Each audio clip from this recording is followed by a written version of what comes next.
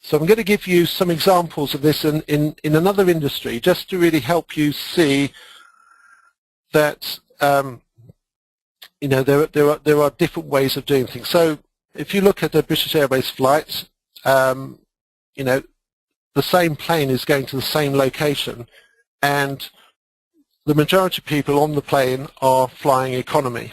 They're happy to fly economy, the price is right, and so on. And there are some people who fly business because they want the extras that you get from business. So for example, generally in business you get to go on the plane sooner, you don't have to queue, you get to come off the plane sooner, you get extra allowance for luggage and so on. But there are different service levels.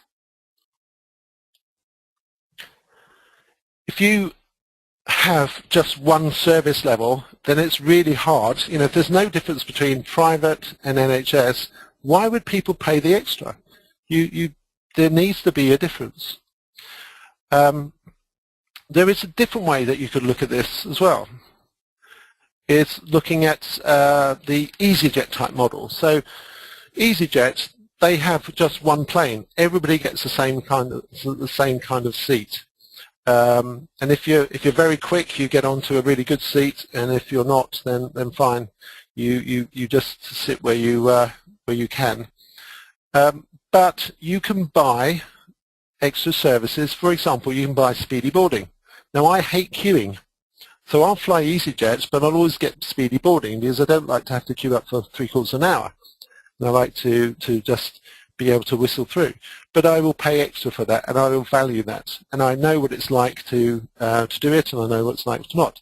So you could have just one level of service, but you could have extra services. So for example, and I'm not recommending this, but it's conceivable that you could actually charge extra for booking on a weekend or booking on an evening.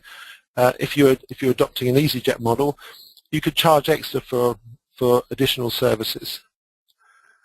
And Ryanair are the masters of this. And I recently went to the Czech Republic on a Ryanair flight, and they actually had the first 2 seats that could actually be booked for people who wanted extra legroom and the business travellers. Now, in sales terms, even if you're doing private, even if you have a private practice, finding new patients is going to be less profitable because you have to pay for the cost of the marketing. But once you've got the patient, then selling additional services to your patients becomes very profitable because you don't have to pay so much for the marketing. And so you do need to consider how good you are at promoting value-added services to your customers, bearing in mind the different buying motivations and, you know, putting it across in an ethical way. But once, as you said before, once you've generated interest, then you have a process to be able to deal with that interest and see if they want to book or not.